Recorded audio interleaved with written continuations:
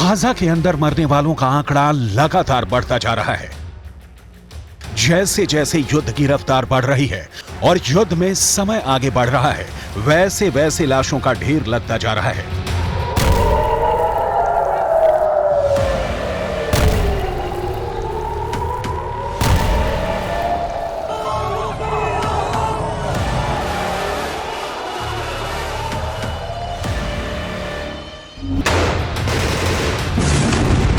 मौजूदा आंकड़े बता रहे हैं कि गाजा पट्टी के अंदर इजरायल के हमले में अब तक 13,000 से ज्यादा लोग मारे जा चुके हैं।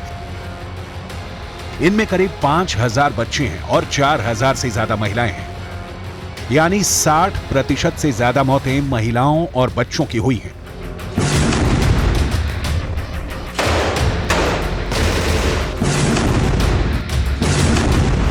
जैसे जैसे इन हमलों में मौतों को लेकर इजरायल पर दुनिया का दबाव बढ़ रहा है, वैसे वैसे इजरायल 7 अक्टूबर की दहशत भरी कहानियों को दुनिया के सामने पेश करके दोबारा 7 अक्टूबर जैसी सहानुभूति हासिल करने की पुरजोर कोशिश कर रहा है।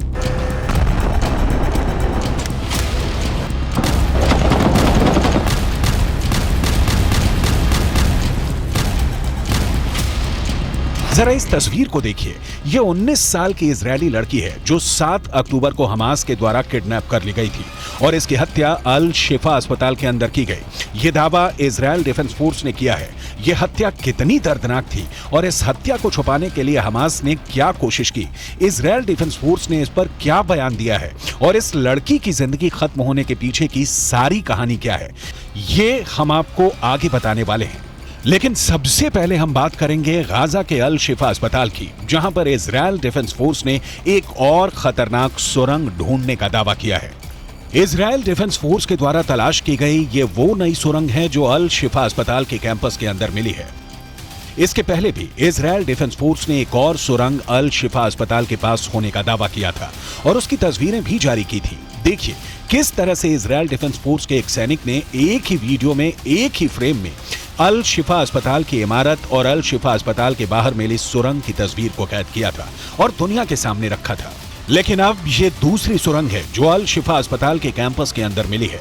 प्रोपेगेंडा करने में माहिर इजरायल डिफेंस फोर्स ने बाकायदा एक वीडियो जारी किया है और उस वीडियो में दिखाया गया है कि ये सुरंग किस तरह से अल शिफा अस्पताल के कैंपस के अंदर से मिली है।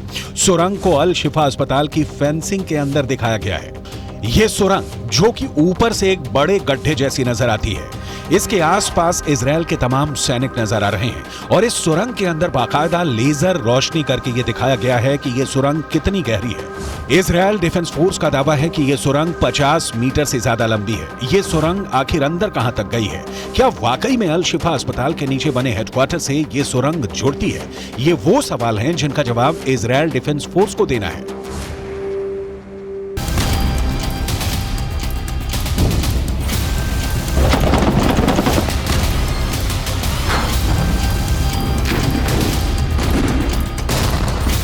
जिस तरह से आईडीएफ ने सुरंग की तस्वीरें जारी की है, उससे एक बात तो साफ है कि जो दावा हमास और फिलिस्तीन की तरफ से किया गया था कि अल शिफा अस्पताल के अंदर कोई सुरंग नहीं है, वो दावा बिल्कुल गलत साबित हो रहा है। इसके अलावा एक डे केयर सेंटर की तस्वीर भी इजरायल डिफेंस फोर्स ने जारी की है और इस डे केयर सेंटर के अंदर, यानी वो जगह जहां पर बच्चे खेलते थे, यानी किंडरगार्टन, वहां से हथियार मिलने की तस्वीर भी इजरायल ने जारी की है। फिलहाल सबसे बड़ी बात यह है कि इजरायल डिफेंस फोर्स लगातार गाजा पट्टी के अस्पतालों, खासकर उत्तर गाजा के अस्पतालों पर अपना शिकंजा कसती जा रही है। फिलिस्तीन के एक अखबार में यह दावा किया गया है कि इजरायल ने ताजा हमला गाजा के इंडोनेशिया अस्पताल पर किया है। इस हमले में 8 लोगों की मौत का दावा किया जा रहा है और अल शिफा अस्पताल की तर्ज पर अब गाजा के इंडोनेशिया अस्पताल को भी घेर लिया गया है। शायद इजरायल डिफेंस फोर्स को इंडोनेशिया अस्पताल में भी हमास के मिलिट्री बेस होने का शक है। दूसरी तरफ गाजा के अल शिफा अस्पताल में 3 साल तक काम कर चुके ब्रिटेन के एक डॉक्टर ने फ्रांस 24 नाम के एक न्यूज चैनल को दिए इंटरव्यू में कई चौंकाने वाले दावे किए हैं। अल शिफा अस्पताल और हमास के सुरंग हेडक्वार्टर से जुड़े इन दावों पर बाद में बात करेंगे, लेकिन सबसे पहले बात करते हैं नोवा मार्कियानो की। ये तस्वीर नोवा मार्कियानो की है, जिसकी उम्र 19 साल थी और वो इजराइल डिफेंस फोर्स के अंदर एक महिला सैनिक थी। 7 अक्टूबर को नोआ मार्कियानो का अपहरण हमास के आतंकवादियों ने कर लिया। जिस ठिकाने पर नोआ को बंधक बनाकर रखा गया, वहीं पर 9 नवंबर को इजराइल डिफेंस फोर्स ने एक एयर स्ट्राइक की थी। उस एयर स्ट्राइक में नोआ को बंधक बनाने वाले आतंकवादी मारे गए थे। नोआ को भी चोट लगी थी, लेकिन नोआ की जान बचाई जा सकती थी। अब इजराइल डिफेंस फोर्स ने दावा किया है कि घायल अवस्था में नोआ को अल शिफा हॉस्पिटल के अंदर ले जाया गया था, लेकिन अल शिफा अस्पताल के अंदर ही नोआ की हत्या हमास के एक आतंकवादी के द्वारा कर दी गई थी। इजराइल के अखबार टाइम्स ऑफ इजराइल का दावा है कि नोआ की लाश अल शिफा अस्पताल के पास ही मिली है। Independent pathological report has determined Noah's injuries were not life-threatening. I repeat, Noah's injuries were not life-threatening. What happened to Noah? The world should ask what happened to Noah. According to the intelligence we have in our hand, a concrete intelligence, Hamas terrorists took Noah into Shifa Hospital, where she was murdered quickly. Hamas murdered Noah inside Shifa Hospital. Israel defence force ने लगभग एक हफ्ते से अल शिफा अस्पताल पर कब्जा कर रखा है और वो अल शिफा अस्पताल की सीसीटीवी फुटेज को खंगाल रही है।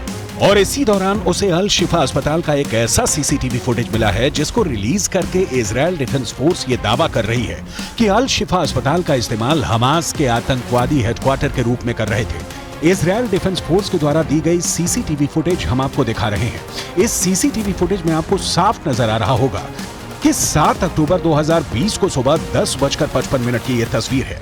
गौर करने वाली बात यह है कि इजराइल पर आतंकी हमला भी 7 अक्टूबर की सुबह ही हुआ था। इन तस्वीरों को ध्यान से देखें तो यह बिल्कुल साफ नजर आता है कि पूरे वीडियो में ऐसे कई लोग नजर आ रहे हैं जिन्होंने बाकायदा अत्याधुनिक बंदूकें रखी हुई हैं। उनके कंधे पर अत्याधुनिक हथियार नजर आ रहे हैं। इजराइल डिफेंस फोर्स का दावा है कि इस सीसीटीवी फुटेज में 2 बंधक दिख रहे हैं। एक बंधक थाईलैंड का नागरिक है और दूसरा बंधक नेपाल का नागरिक है। इसके अलावा एक बंधक को घायल अवस्था में अस्पताल के अंदर लाया गया था, जो स्ट्रेचर पर नजर आ रहा है। टाइम्स ऑफ इजराइल ने दावा किया कि ब्रिटेन के एक डॉक्टर ने फ्रांस 24 नाम के एक न्यूज चैनल को इंटरव्यू दिया। ये डॉक्टर 3 साल तक गाजा के अल शिफा अस्पताल में काम कर चुके हैं। गाजा के अल शिफा अस्पताल में काम करने वाले इस ब्रिटिश डॉक्टर का दावा है कि अल शिफा अस्पताल में कई ऐसी जगहें थी जहां पर उसे जाने के लिए मना किया गया था। ये कहा गया था कि अगर वो प्रतिबंधित क्षेत्र में जाएगा तो उसे गोली लग सकती है। टाइम्स ऑफ इजराइल ने दावा किया कि अल शिफा अस्पताल के अंदर हमास के हेडक्वार्टर का दावा करने वाले ब्रिटिश डॉक्टर ने अपना नाम नहीं बताया, क्योंकि उन्हें डर है कि गाजा में मौजूद हमास उनके सहयोगियों को मार सकता है। अल शिफा अस्पताल में काम करने वाले इस ब्रिटिश डॉक्टर ने आगे कहा कि सावधान किए जाने की वजह से मैं गाजा के अल शिफा अस्पताल के प्रतिबंधित क्षेत्रों से दूर रहा, लेकिन मैंने कुछ संदिग्ध से नजर आने वाले ऐसे लोगों को अस्पताल में हर समय अंदर और बाहर जाते देखा जो चिकित्सा कर्मी नहीं थे। ये लोग अस्पताल के बेसमेंट के अंदर जाते थे। इजराइल डिफेंस फोर्स ने इस ब्रिटिश डॉक्टर के इंटरव्यू को आधार बताते हुए एक बार फिर कहा है कि इस इंटरव्यू से साबित होता है कि अल शिफा अस्पताल का इस्तेमाल हमास के आतंकवादियों के द्वारा हेडक्वार्टर की तरह किया जा रहा था।